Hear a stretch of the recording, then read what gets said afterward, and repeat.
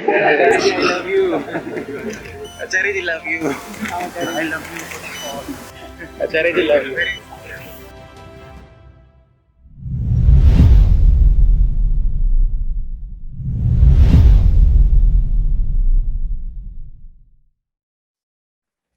जी आचार्य जी प्रणाम। सबसे पहले तो मैं आपका धन्यवाद कहना चाहता हूँ कि जो मैं आज अपने आप को और अपने जीवन को ईमानदारी से देख पा रहा हूँ, ये सब आपकी की बदौलत हुआ है, पॉजिटिव चेंज। तो कबीर साहब ने लिखा है कि बुरा जो देखन मैं चला, बुरा न मिलया कोय, जो दिल खोजा अपना तो मुझसे बुरा न कोय। तो मैं जब अपने अंदर की बुराइयां देखता हूँ सब, तो उसके केंद्र में दिखता है कि डर और वासना है। तो डर और इनके चलते डर और वासना या चाहत, ऐसे। तो इनके चलते जो कर्म होता है, तो वो करने के बाद एक अपने आप से घिन आ जाती है कि ये डर के चलते हुआ या वासना के चलते हुआ। तो जब ऐसा ये कहा जाता है कि वासना से लड़ने के लिए प्रेम की जरूरत है, सत्य के प्रति प्रेम। तो सत्य के प्रति प्रेम कैसा होता है, ये थोड़ा समझ में नहीं आता। और जब ऐसे कोई वासना उठती है मन में, तब एक मन का हिस्सा कहता है कि जो तुम चाहते हो वो सत्य चाहते हो, जो कि इस चीज की भोग में नहीं मिलने वाला। तो वासना मत पूरी करो। और दूसरा हिस्सा कहता है कि देखो, सत्य तो कोई प्राप्त करने की चीज नहीं हुई, कोई कल्पना नहीं कर सकते सत्य की। तो वासना ही पूरी कर लो, चैन तो मिलेगा। तो मन का ये खेल लगा रहता है जब वासना उठती है कोई। तो इस सब में सत्य के प्रति प्रेम कैसा होता है और उसकी क्या भूमिका है, ये मेरा प्रश्न है।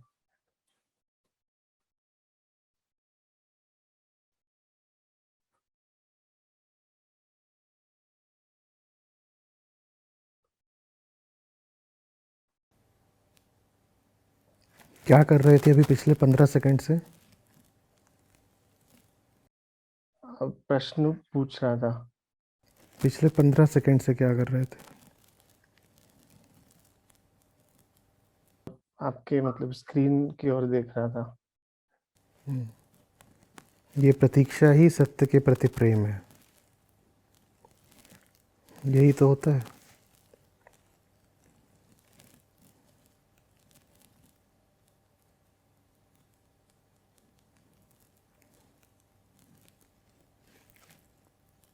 जानना है ना?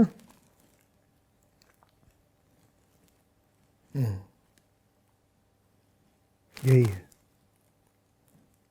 जानने की चाहत है, जानने की चाहत है। इसी को कहते हैं सत्य के प्रति प्रेम। और वो चाहत इतनी ज़रूरी है कि सब कुछ रुक गया है, प्रतीक्षा मात्र बची है। और कोई काम इतना ज़रूरी नहीं कि उसमें लगें। अभी उत्तर नहीं आ रहा था, एक एक करके पल बीत रहे थे, 15 सेकंड बीत गए, तुम उठ करके कुछ और करने तो नहीं निकल गए ना? मैं तो कुछ दे ही नहीं रहा था, मैं तो चुप बैठा था। 15 सेकंड 20 सेकंड में तो चुप बैठा था। उतनी देर अपने समय का कुछ उपयोग क्यों नहीं कर लिया? कहीं चले क्यों नहीं गए? कुछ करने क्यों नहीं लग गए? क्योंकि कुछ भी इतना ज़रूरी नहीं कि सच से ऊपर का हो जाए। सच आने वाला है, बाकी सब कुछ स्थगित रहेगा, सब कुछ इंतज़ार कर सकता है। वो भले अभी आया नहीं, बाकी सब भले आकर के मौजूद हों, लेकिन उनकी मौजूदगी भी इतनी बड़ी नहीं कि जो अभी आया नहीं हम उससे ध्यान हटा लें। उत्तर अभी आया नहीं, समाधान अभी आया नहीं, सत्य अभी आया नहीं, फिर भी उसका इतना मूल्य है, वो चीज इतनी बड़ी है कि उसकी खातिर हम चुपचाप मौन स्थिर होकर के प्रतीक्षा कर लेंगे। और बाकी सब चीजें जो आ करके दस्तक दे रही हैं, मन खींच रही हैं हमारा, उनको कहेंगे तुम चुपचाप खड़े रहो, कोई आने वाला है।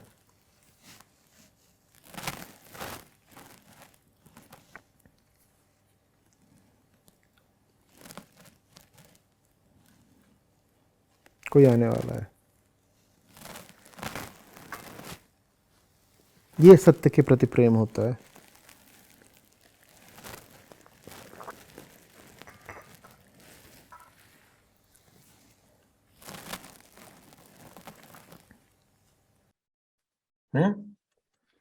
जी, और ये कोई अनुभव नहीं रहता ना, क्योंकि मैं जब मेरी माँ से बात कर रहा था तो उन्होंने कहा कि तू ऐसे क्यों बोलता है कि सत्य का अनुभव नहीं किया जा सकता, क्योंकि अगर अनुभव नहीं होता तो ऋषि और ग्रंथ ऐसे सब लिखते क्यों।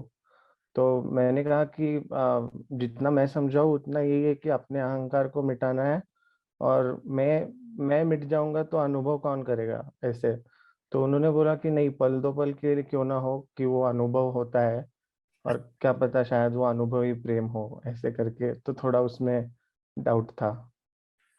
जब आप मूल ग्रंथों को नहीं पढ़ते और बाकी चीज़ों में इधर उधर के मसाले में ज़्यादा रुचि रहती है, भले ही वो धार्मिक मसाला क्यों ना हो, तथाकथित धार्मिक मसाला, तब आप इसी तरह की भ्रांतियाँ बना लेते हो कि पल दो पल का सत्य का अनुभव और इस तरह की बातें।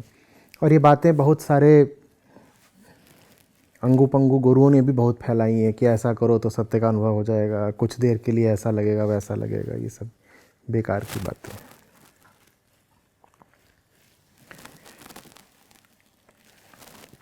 कल हम रात में यहाँ पे कितने 2 बजे तक बात करते रहे होंगे। उसके बाद मैं 1 घंटे और बैठा था, सब लोग अपना पैकिंग वगैरह कर रहे थे।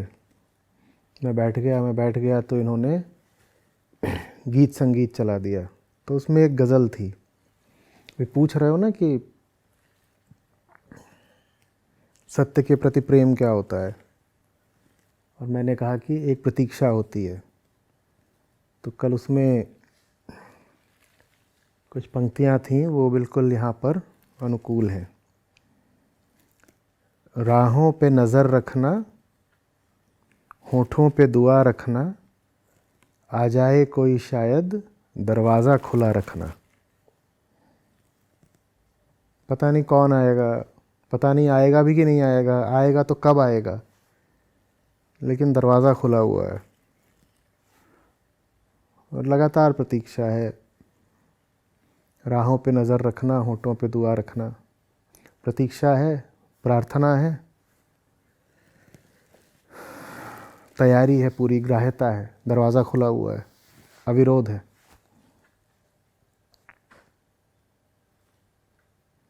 वो प्रतीक्षा भी बाकी चीज़ों के भोग से बेहतर है। उसका न मिलना भी बाकी चीज़ों के मिलने से बेहतर है।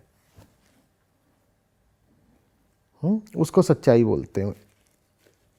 ऐसी उसकी बादशाहत है कि उसका न मिलना भी ऊंचा है बाकी चीज़ों के मिल जाने से। लोग कहते हैं ना, अनुभव नहीं मिल रहा, सत्य का अनुभव नहीं हो रहा, सत्य का अनुभव नहीं हो, और कुछ आते नहीं, सत्य का अनुभव होना चाहिए। उसका अनुभव न होना भी ऊंचा है बाकी दुनिया भर के अनुभवों से। वो चीज़ ऐसी है। जीवन भर उसकी प्रतीक्षा में बिता दो, वो प्रतीक्षा भी बेहतर है बाकी सब कुछ पा लेने से। ये कह देना कि मुझे उसका अनुभव हो गया है, बड़े अहंकार की बात है। चींटी चढ़ी पहाड़, मुझे उसका अनुभव हो गया है, मैं उससे मिल के आया हूं, मैंने उसको अपनी जेब में रख लिया है, मैं उससे गले मिलता हूं, मैं उसके अगल बगल का हूं, मैं उसके समतुल्य हूं, मैं उसी के आयाम का हूं, मुझे उसका अनुभव हुआ है। प्रतीक्षा कर लो, वो प्रतीक्षा ही बहुत ऊंची बात है। ये मत कह देना कि प्रतीक्षा का अंत हो गया, हम तो मिल आए, भोग आए, अनुभव कराए। नहीं। अब ये कैसे समझाऊं कि प्रतीक्षा कैसे ऊंची बात हो सकती है, कैसे ऊंची बात हो सकती है? हमें नहीं पता कैसे ऊंची बात हो सकती है। होती है, जिन्हें वो प्रेम होता है उन्हें होती है, प्रतीक्षा ही ऊंची बात होती है। एक कहानी है, पता नहीं किसके जीवन से संबंधित है, अभी ठीक से याद नहीं आएगा, शायद किसी बौद्ध भिक्षु के जीवन से संबंधित है। आप लोग कर लीजिएगा, गूगल वगैरह तो मिल जाएगा, कि एक बड़ी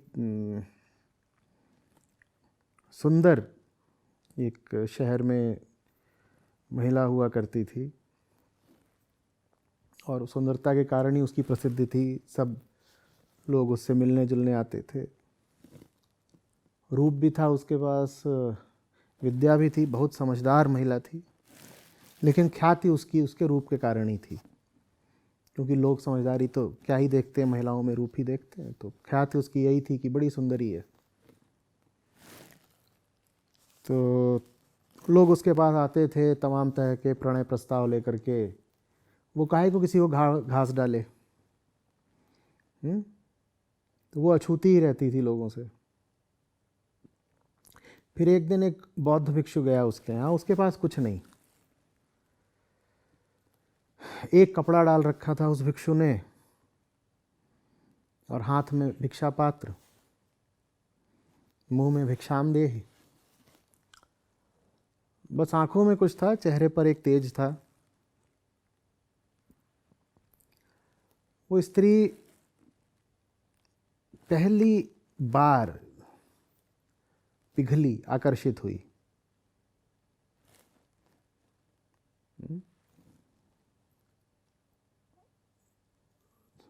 तो ऐसा हुआ होगा 2 4 5 बार। तो एक दिन उसने भिक्षु के सामने अपना प्रेम व्यक्त ही कर दिया। भिक्षु ने कहा, मैं तो भिक्षु हूँ तो मुझे तो भिक्षु का ही जीवन जीना है। तो वो बोली कि मेरी बात पर लेकिन विचार करना, मैं प्रतीक्षा करूँगी।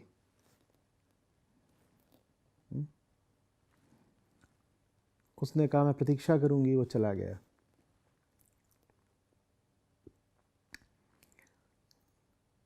कई साल बीत गए, वो लौट कर नहीं आया, कोई खबर नहीं, इंटरनेट का ज़माना तो था नहीं।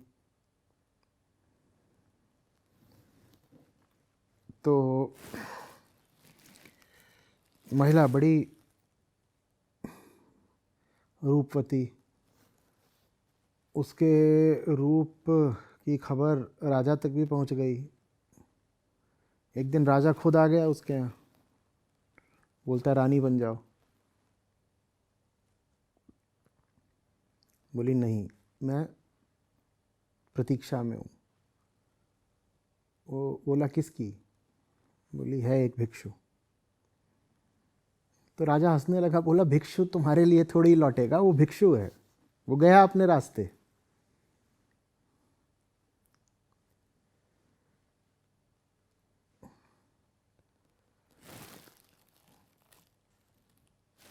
तुम रानी बन जाओ। तो उसने जो उत्तर दिया वो होता है सत्य के प्रति प्रेम। वो बोली तुम्हारी पत्नी से भली उसकी प्रतीक्षा सही, तुम्हारी पत्नी होने से कहीं बेहतर है उसकी प्रतीक्षा। जीवन भर उसकी प्रतीक्षा कर लूंगी, वो बेहतर है, तुम्हारी पत्नी नहीं बनूंगी। ये होती है सत्य के साधक की आवाज़। जीवन भर सत्य की प्रतीक्षा में रह लेंगे, दुनिया के भोगी नहीं बन जाएंगे, राजा की रानी या रानी के राजा नहीं बन जाएंगे। वो आ गया कभी तो बहुत अच्छी बात, वो नहीं भी आया तो उसकी प्रतीक्षा में ही आनंद है, उस महाकष्ट में भी आनंद है, उसको न पाने में भी आनंद है। और दुनिया ऐसी चीज है कि मांगो तो खूब मिलती है, और उसको पा लेने में घोर दुख है।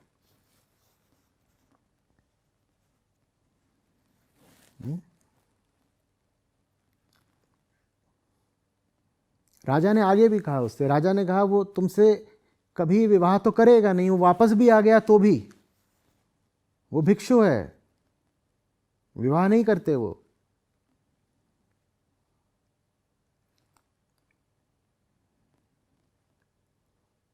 तो जानते हो उसने क्या जवाब दिया था? कहानी मैंने अंग्रेजी में पढ़ी थी, बोली better his mistress than your wife.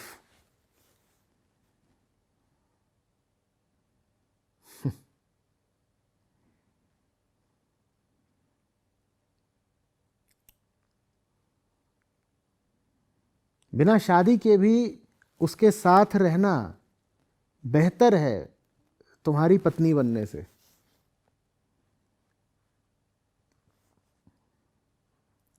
ऐसा होता है सच के प्रति प्रेम। वो सच पे शर्तें नहीं लगाता कि तुम मेरे अनुभव में आओ, तुम मेरे पति बन जाओ, तभी मैं तुम्हारे साथ रहूंगी। कहता तुम इतनी ऊंची चीज हो कि तुम हमें मिलो या ना मिलो, तुम्हारा होना ही काफी है, तुम्हारा इंतजार ही बहुत है।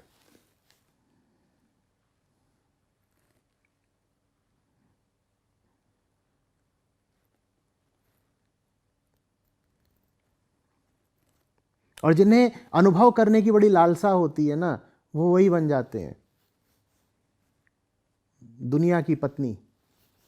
वहां अनुभव जल्दी से हो जाता है ना, सारे अनुभव मिल जाते हैं अगर तुम दुनिया से जुड़ जाओ तो ये जितने लोग होते हैं ना, सत्य का अनुभव करना है, सत्य का अनुभव करना है, ये सत्य का अनुभव करने के फेर में दुनिया के भोगी बन जाते हैं।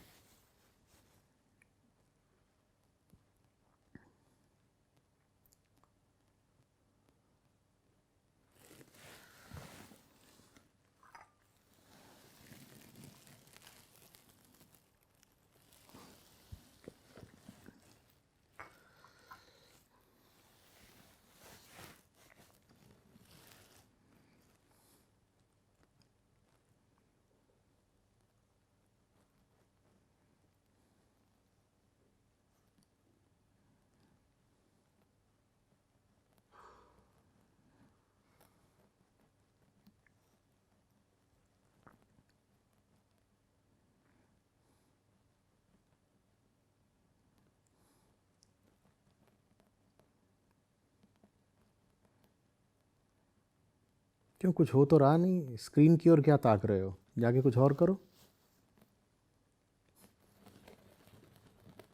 प्रतीक्षा कर रहा हूँ। प्रतीक्षा में परिणाम की अपेक्षा नहीं होनी चाहिए, तभी प्रतीक्षा शुद्ध होती है। ये बात हमें बड़ी विचित्र लगी, कहेंगे प्रतीक्षा कर रहे हैं और परिणाम भी नहीं चाहिए तो प्रतीक्षा क्यों? ऐसी ही प्रतीक्षा चाहिए जिसमें मन कहे परिणाम नहीं भी मिले तो भी प्रतीक्षा सफल रही। वो प्रतीक्षा ही किसी ऐसे की है कि वो न भी मिले तो भी कोई बात नहीं, प्रतीक्षा काफी है।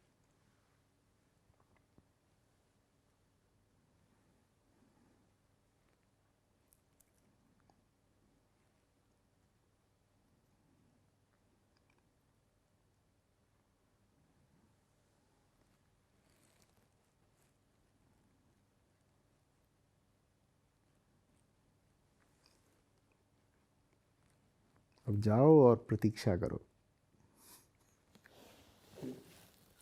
धन्यवाद आचार्य जी।